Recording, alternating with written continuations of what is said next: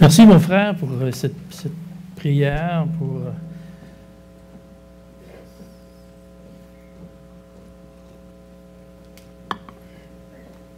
oui, c'est important de pouvoir dire les vraies choses, de ne pas sortir le texte de son contexte, de ne pas dire les choses qui n'existent pas, mais plutôt d'être dirigé par la parole.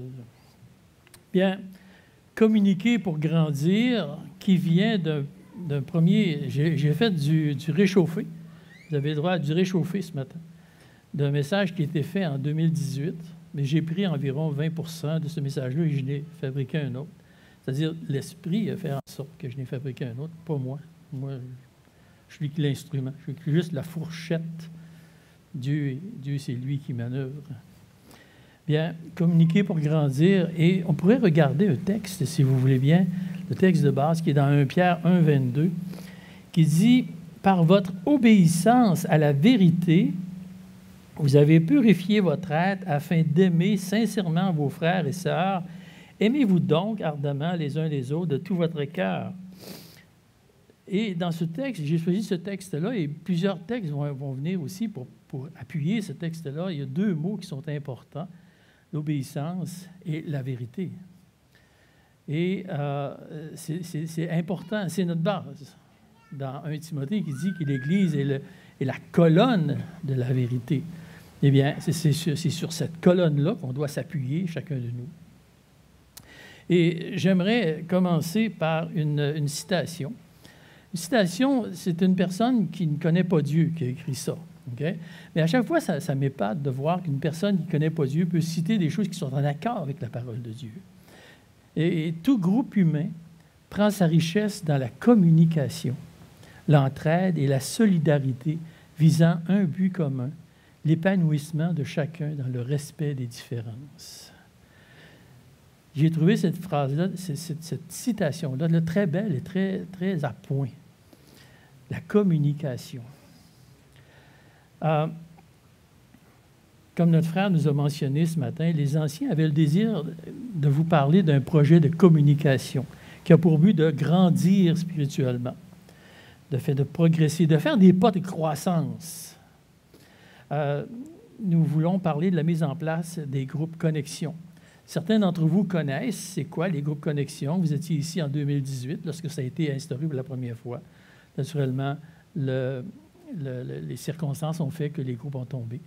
Mais c'est bien, on veut remettre ça en place. Bien, ces groupes-là sont axés sur la croissance. C'est quoi la croissance? Comment est-ce qu'on pourrait définir ça, une croissance? Okay? On pourrait dire que c'est plus de connaissances, okay? Ou peut-être le fait d'utiliser la connaissance que l'on a avec plus de sagesse. En d'autres mots, gagner en maturité dans nos décisions et dans nos réflexions. La personne qui gagne en maturité, il grandit, il croît. Okay?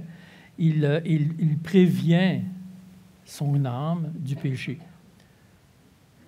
On n'est jamais parfait, mais on s'améliore. On tend vers la perfection. Mais ça, c'est vrai. Mais il y a un phénomène dans la croissance qui s'appelle la transformation.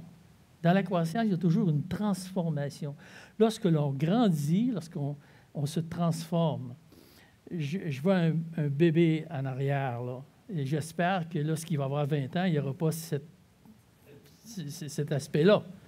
Lorsqu'il va avoir 20 ans, il va être mature, il va être capable de prendre des décisions, il va pouvoir marcher, il va pouvoir dire « Papi, maman, je m'en vais ». J'espère. Mais la parole de Dieu nous parle de ce phénomène-là lié à une vie chrétienne normale.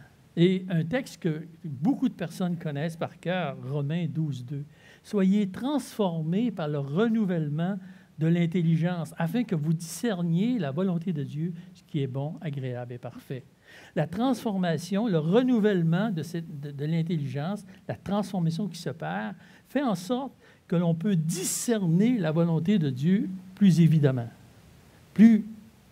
C'est ça la volonté de Dieu. Naturellement, Dieu, c'est clair que si je décide d'aller voler une banque, ce ne sera pas la volonté de Dieu.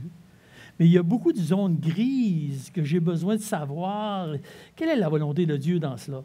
Eh bien, la maturité, la transformation, le renouvellement de l'intelligence va me permettre d'acquérir cette volonté-là, de pouvoir discerner la volonté de Dieu. Naturellement, les transformations se produisent par des efforts. Elles exigent une sorte de sortir de sa zone de confort. L'exemple le plus frappant, c'est qu'une chenille se transforme pour devenir un papillon. Mais elle se bat contre le cocon pour pouvoir sortir.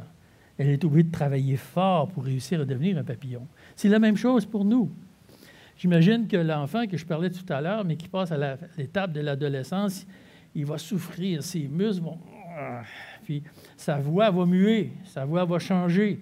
Tout ça, c'est des transformations qui font en sorte qu'il grandit, qu'il vieillit. C'est la même chose pour les chrétiens.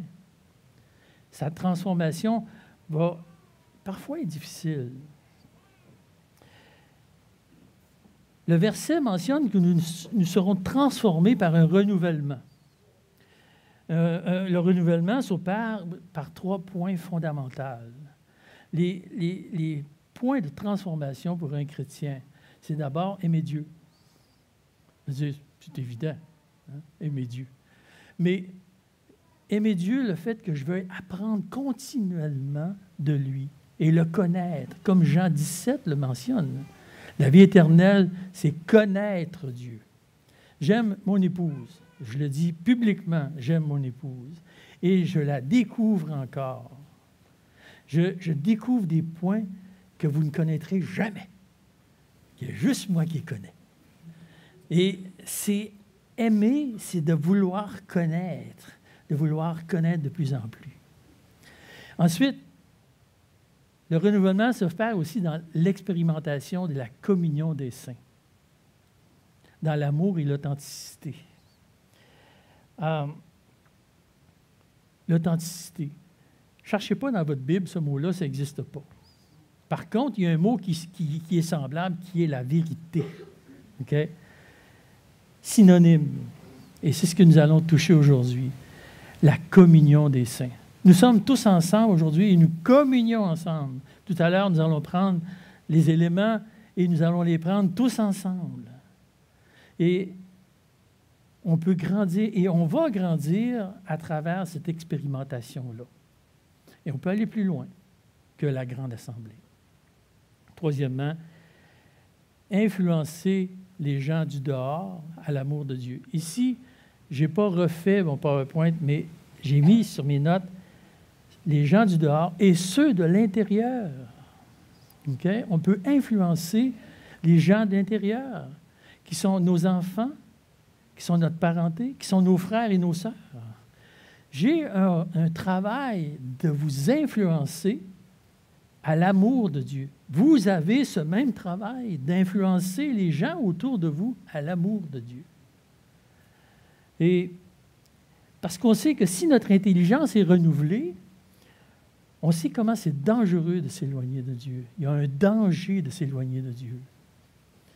Et notre objectif avec nos proches et avec les gens autour de nous et avec ceux du dehors sera de les aimer et de les influencer à l'amour que Dieu nous donne. Et ces 3 points-là vont servir dans le renouvellement. Ces 3 points-là, mis ensemble, font en sorte que nous allons grandir. Saint Augustin a dit 6 petits mots qui résument très bien tout ce système-là. Aime Dieu et les autres personnes. C'est 6 petits mots très simples, mais 6 petits mots qui ont toute son application lorsqu'on les met en marche. Ces 6 petits mots-là. Aime Dieu et les autres. L'amour. L'amour devra être à la base de notre transformation. Sinon, on s'égare. L'autre notion qui est tout aussi importante, c'est l'authenticité, ou le mot utilisé dans la parole, la vérité. Les 2 notions sont inséparables, l'amour et la vérité. Parce que la vérité sans l'amour, c'est blessant. Je peux bien vous dire vos 4 vérités, et vous blessez. Je n'ai pas l'amour. Mais l'amour sans la vérité, c'est faux. Je peux bien vous conter plein de menteries sur ce que vous êtes ou ce que vous n'êtes pas. C'est faux. Donc, l'amour et la vérité, les deux sont ensemble. Je peux vous dire des choses, mais je vais faire très attention. Faites très attention à ne pas vous blesser. Très attention à ce que vous êtes. La notion de vérité et d'amour est liée à la croissance. Dans Éphésiens 4, 15, dans la version seconde, il dit « Professant la vérité dans la charité ou l'amour, nous croissons à tout égard à celui qui est le chef, Christ. » La version sommaire dit « En exprimant la vérité dans l'amour, nous grandirons à tout égard à celui qui est la tête, Christ. » Et la version d'Arby dit « Étant vrai dans l'amour, nous croissons en toutes choses jusqu'à ce qu'il y ait lui qui est chef, le Christ. » Cette notion de vérité et d'amour devrait faire partie de notre vie, de notre quotidien. Et je crois que les groupes connexion sont un outil fantastique, un excellent moyen pour exprimer la vérité et l'amour. Il permet une communication plus intime, moins de monde. Donc, nous pouvons aller un peu plus loin avec ceux qui sont autour de nous. On peut un peu plus dire ce que l'on pense, un peu plus dire ce que l'on vit. On peut donner, on peut mettre sur la table nos victoires. On peut mettre sur la table nos échecs. On peut aussi, avec des liens de confiance, mettre sur la table nos péchés. Il permet d'être plus profond avec les gens. On connaît mieux ceux qui nous entourent et nos prières seront plus précises, plus efficaces. Ça va être plus facile de venir à faire confiance et développer des liens de compassion et d'entraide dans des groupes connexion. Je ne peux pas le faire ce matin, vous êtes trop nombreux. Mais s'il réduit le groupe, ça va être plus facile. Vous savez, on vit dans un monde individualiste. Et malgré les grands progrès de communication de notre société, nous sommes des individus isolés les uns des autres. Nous nous isolons. Nous sommes capables d'aller sur Internet puis regarder toute notre journée la face dans cet écran-là. Mais j'aurais beaucoup de misère à vous approcher, à vous dire exactement ce que je pense. Et nous sommes isolés. Nous nous isolons. Et cette société-là, malheureusement, influence les gens dans l'Église. C'est une influence. Nous avons cette influence-là du monde dans l'Église. Et nous pouvons le voir. Nous sommes de moins en moins capables de communiquer la vérité entre nous. Et nous devons faire violence pour briser cette tendance. Nous devons nous battre. Nous devons être en guerre contre cet individualiste. Et vous savez, on peut vivre toute notre vie dans le confort de l'individualisme. Ça, c'est bien. On est bien assis dans notre individualité, puis ça va bien, tant que personne ne vient me déranger. Mais en faisant cela, on se prive de bénédiction et on se prive de la croissance spirituelle. Et on se prive aussi de la victoire sur le péché. Si je demande à 2 ou 3 frères de prier pour un des péchés que j'ai, il y a une force qui va se développer. Il y a quelque chose qui va apparaître. Et c'est cela, c'est à cela que va servir les groupes connexion. Nous pouvons ralentir et même arrêter la transformation de notre intelligence. On vieillit, mais on ne devient pas meilleur. On devient de plus en plus superficiel. On vieillit, mais on ne progresse plus. Et on visite des gens qui parfois ont cette manière de faire là, puis c'est difficile. On n'est plus capable de connecter. J'ai vu ça récemment. On n'est plus capable de connecter. Ils sont rendus trop loin. Ils ne veulent plus, ils ne sont plus capables. On ne grandit plus spirituellement. Il peut exister plusieurs raisons pourquoi que nous aimons notre individualité. J'aimerais vous en mentionner une. On aime l'image que l'on laisse aux gens que l'on projette. OK? Ce matin, je me suis mis beau. Hein? Je me suis mis beau. Puis, ça aurait été complètement différent si j'étais venu en jeans avec une chemise carottée puis un chapeau tout croche. Là. Mais on aime l'image que l'on laisse aux gens, aussi dans mon caractère. Un exemple très simple. Ce matin, je suis arrivé et j'ai demandé à quelqu'un « Bonjour, comment ça va? » Et la personne dit « Bonjour, ah, ça va bien. » Même si c'était complètement faux. De toute manière, ce ne serait pas la place pour exprimer si ça ne va pas. À moins que ça soit vraiment grave. Mais ce ne serait peut-être pas la place de dire « Comment ça va? Ah, ça va mal, là? » Oups! Cricket, cricket, cricket. Ce ne serait pas la place.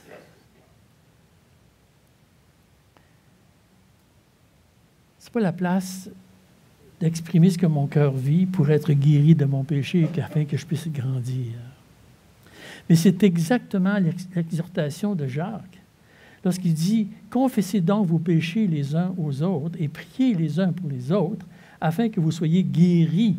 La prière fervente du juste a une grande efficacité. » Ça a une utilité de pouvoir s'exprimer, de pouvoir le dire, ce que l'on ne peut pas faire dans une grande église.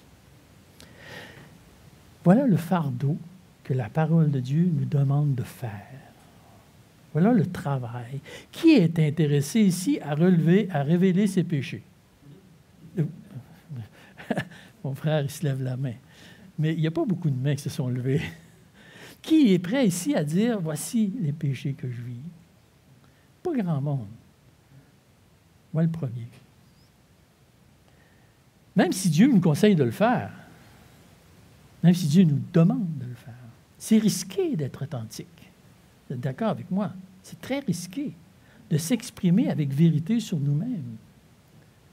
Surtout si on a été blessé dans le passé par une mauvaise parole, par un jugement. Ça, juger, c'est le fun de faire ça même.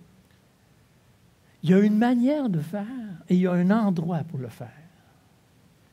Certainement, on doit être prudent. Je suis d'accord avec vous. Et commencer par développer des liens de confiance. On s'entend que développer des liens de confiance, c'est quelque chose d'indispensable. Rappelez-vous ce que je disais plus tôt sur la vérité. Il doit y avoir aussi l'amour. C'est-à-dire ne jamais faire ou ne jamais dire pour blesser ou offenser l'autre. Faire attention à notre langue. Jacques en parle de la langue. Et c'est un feu dévorant. Recevoir la confiance d'une autre personne est un privilège immense. Et nous avons la responsabilité de ce privilège de garder ça pour nous, de ne pas confesser à d'autres ce que l'on reçoit de l'autre. On doit se poser continuellement la question, si je dis telle ou telle chose, qu'est-ce que je vais détruire? Faire attention à nos paroles. Qu'est-ce que je vais détruire à dire telle chose? Puis ce que je vais dire, ça peut même être vrai. Mais est-ce que ça va détruire quelqu'un? Est-ce que ça va détruire quelque chose? Est-ce que je vais détruire une relation? Chacun de nous, nous sommes responsables de l'amour que l'on doit à notre prochain ou au groupe. Nous sommes responsables des paroles que l'on dit. Et si c'est des paroles qui peuvent blesser, zip it. Si c'est des paroles qui peuvent frustrer quelqu'un, fermez-la. Et c'est beaucoup préférable.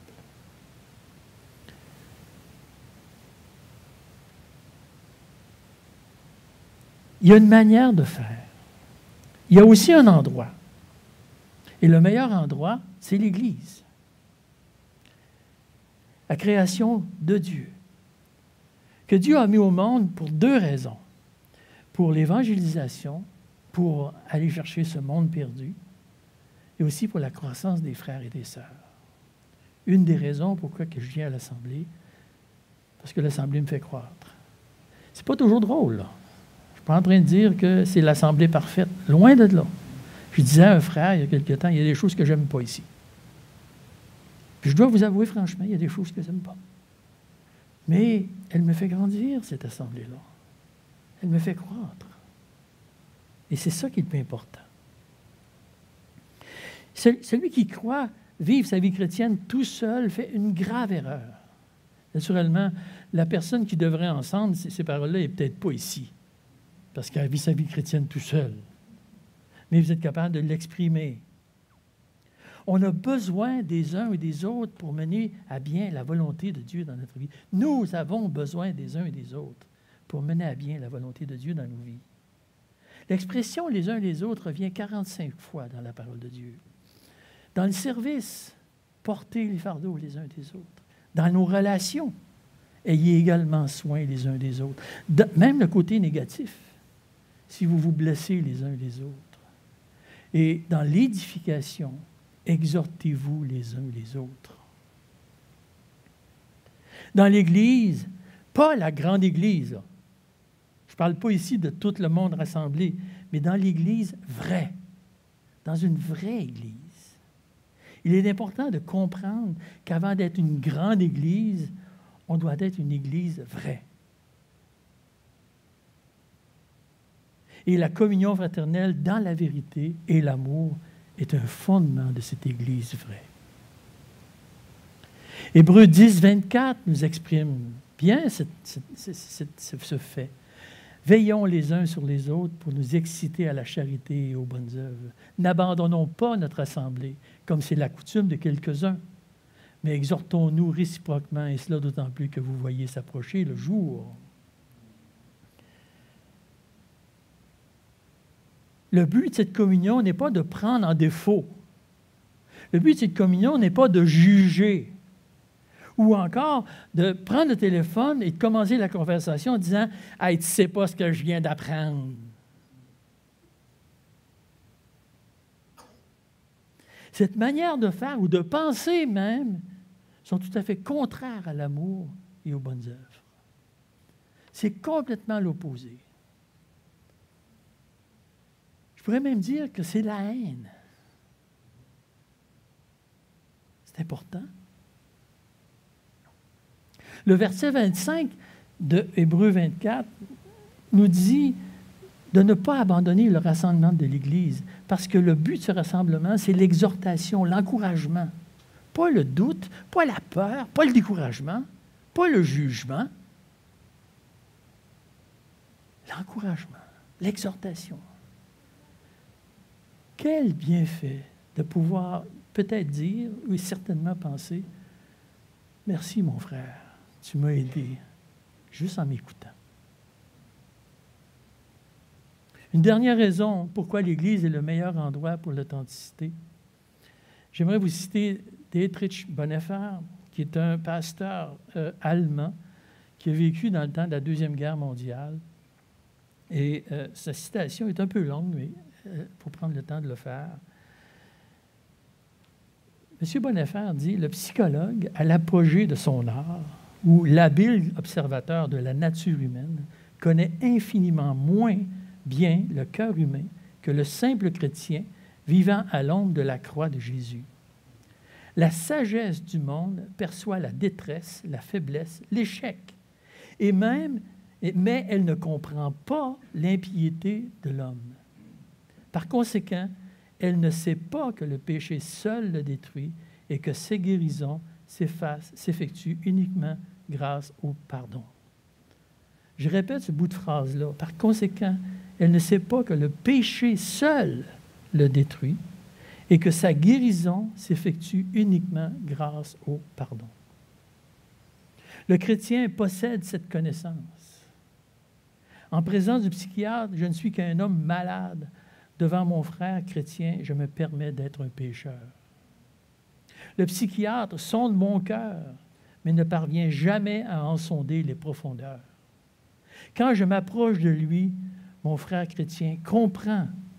Voilà un pécheur comme moi, se dit-il, un homme impie qui veut confesser son péché et aspire à recevoir le pardon et ma compréhension. Le psychiatre ne tient aucun compte de l'existence de Dieu.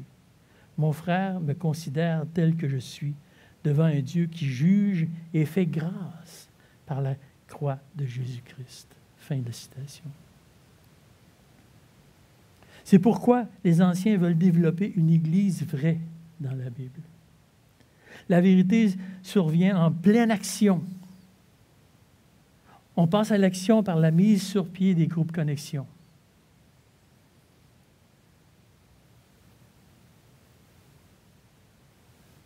Des cercles où nous allons retrouver l'intimité. Je suis responsable. Je suis responsable, et moi seul est responsable de ma croissance. Je ne suis pas responsable de la croissance de mon épouse, je ne suis pas responsable d'aucune des croissances des gens qui sont devant moi. Moi, je suis responsable de ma croissance. Et chacun de vous, vous êtes responsable de votre croissance. Nous avons, par contre, la responsabilité d'aider à la croissance de ceux qui nous entourent.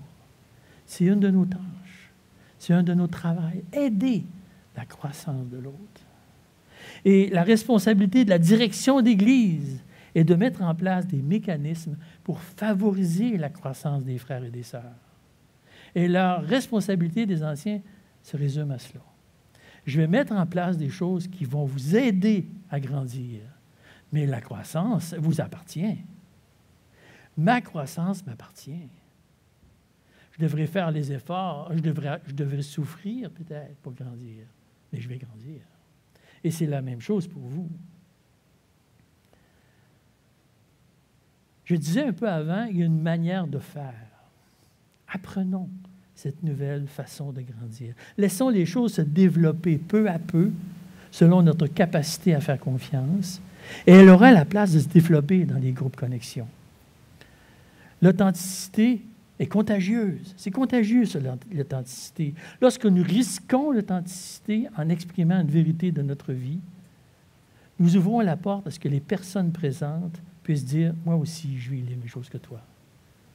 Moi, je vis les choses un peu différentes, mais ça se ressemble beaucoup. Moi aussi, je vis des choses semblables et j'aspire, comme toi, à la délivrance. » Peut-être que pour certaines personnes, le groupe sera peut-être trop gros. Peut-être, c'est possible. Mais peut-être que dans ce groupe, il y a une personne avec qui tu peux vraiment connecter et communiquer.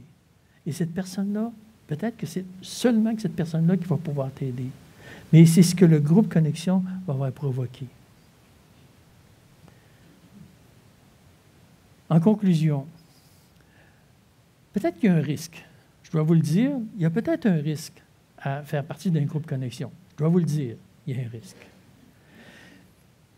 Mais avec ce que Dieu demande, Dieu nous donne la foi. Et franchement, la foi sans risque, ce n'est pas de la foi. OK? Moi, j'ai foi que le soleil va se lever demain matin. Ben oui, puis, pas une grosse foi que tu appelles là. Par contre, j'ai foi que certaines personnes peuvent m'aider dans ce que je vais dire, dans ce que je vais faire. Il y a des risques, mais il y a aussi des bienfaits.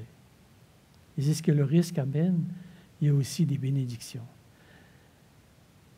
Je vous exhorte, frères et sœurs, j'ai pris en note une petite phrase qui s'est dit dans le premier cantique que nous avons chanté. « Laissez mes peurs derrière moi. » Laissez mes peurs derrière moi. Et c'est ce que Dieu nous demande. Laissez nos peurs derrière nous.